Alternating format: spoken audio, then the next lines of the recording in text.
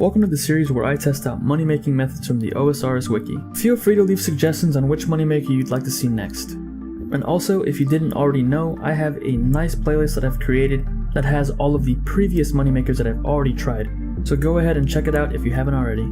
With that being said, let's get into the video.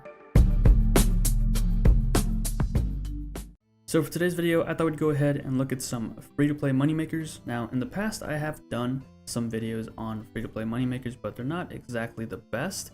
But as I was looking through the wiki, I found this one, and I figured it was a pretty good one. The profit's not bad, especially considering that there really aren't any requirements besides having a cash stack. And while reading the description of this moneymaker, I found that it's also fairly AFK. Well, not really AFK, but it's low effort basically. Instead of buying a full inventory of these packs and opening them up manually, we'll basically just be buying 10 at a time, letting them auto open, and then after they're done opening, we can buy another 10 because the stock will be fully stocked again. And the reason for this is just so that we don't spend any more money than we have to. As you buy feather packs from this shop, the less that they have in the shop, the more expensive that they are. So buying 10 at a time is the best way to do it. At least that's what the wiki says, so that's what we'll be doing for this 1 hour. Now, as for the gear setup, all you will need is just a coin stack to buy the feather packs. You can wear whatever you want, wear your best fashion scape, it really doesn't matter. Once you've got your coins, we can now head over to the shop in Port Sarim. Now, there's a couple ways to get there. I'll just be using the tree system that I have in my house. I can teleport directly to Port Sarim, but another way to get there is by using a glory to teleport to Draenor Village. And if you are in free-to-play, then probably the best way is to run south from Falador or run west from Lumbridge. Now, it can be a very far run, but once you get here, you're pretty much set. You can stay here as long as you want, or until your cash stack runs out. Now, like I said before, this moneymaker is very low effort, so you can definitely be here for a couple hours at a time, just making some passive money. And yeah, that's pretty much it. Once you're here, you'll just be buying feather packs from this guy. And just a couple plugins to help out. I was using screen markers, and this was the first time that I've seen this. I don't know when they added this, but basically whenever you hover over an item, it automatically draws the screen marker for you, so that's pretty cool. And again, this is in Runescape, so if you don't have that, go ahead and download it. A bunch of helpful stuff there, just make sure it's the right version. I'm also tagging the NPC, and to do that I just hold shift and I right click and there'll be a tag option. And the reason I did that is just in case he got away from me, I'd be able to find him easier.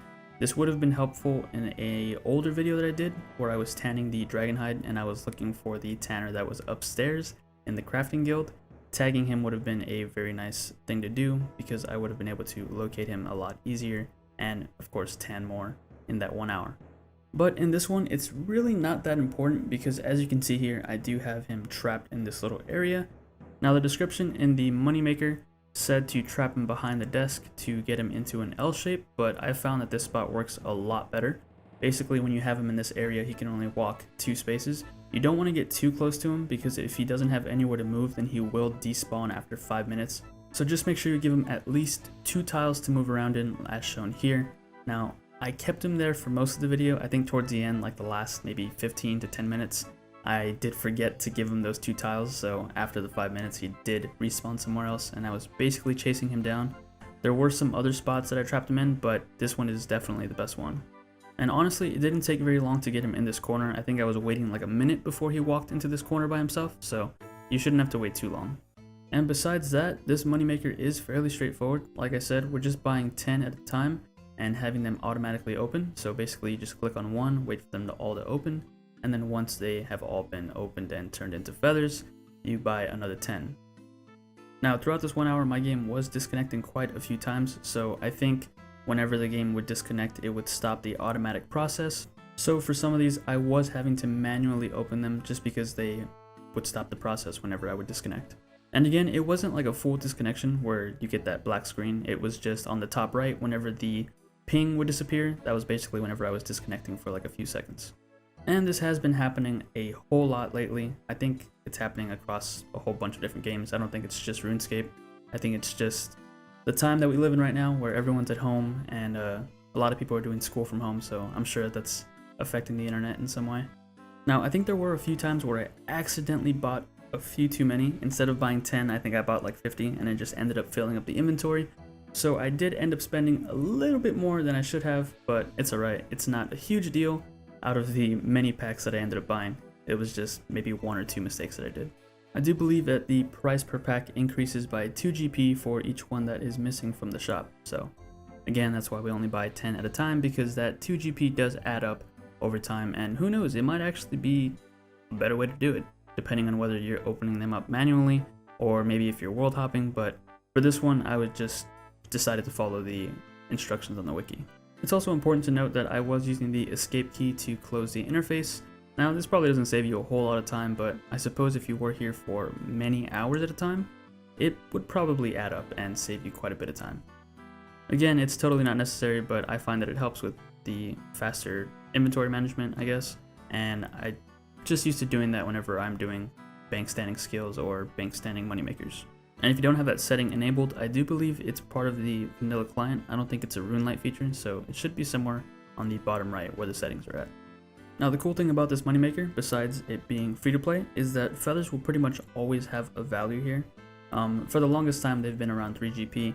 Now, I did look at the Grand Exchange to see what the actively traded price was, and it was 2 GP, but trust me, you can definitely get 3.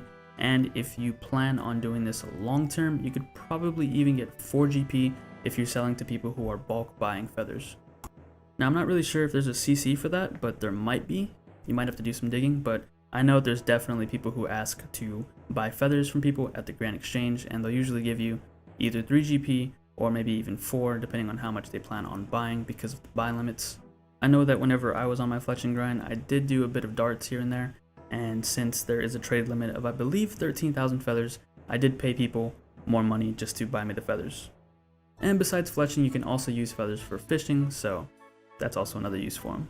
But with that being said, we have finished our 1 hour of buying feathers, and I gotta say, it was fairly low effort, pretty enjoyable.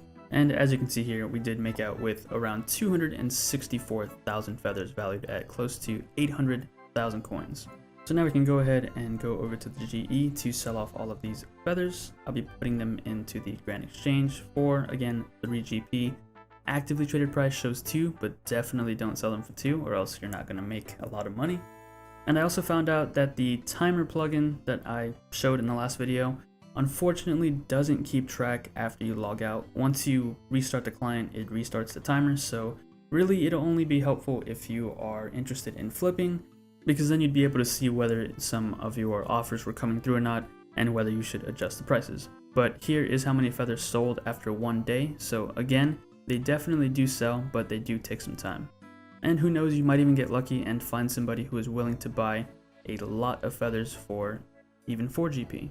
Again, this might include people who are looking to get some fletching experience, or maybe even just collectors who enjoy collecting bulk items. But as for the total profit from this 1 hour, if we take a look at the cost of supplies, which was 553,450 GP, and the price that we got for selling all of them, or that we're going to get from selling all of them, it's 793,800 GP. That'll give us a grand total profit of 240,350 GP. And if we compare that to the estimation on the wiki, that's pretty darn close. We did end up getting a few more feathers than what was shown there, and I'm sure you can get even more than I did if you pay more attention. I just want to say thanks for checking out the video, and if you enjoyed it, please consider giving it a thumbs up and maybe even a subscription. And as always, I will catch you guys in the next episode.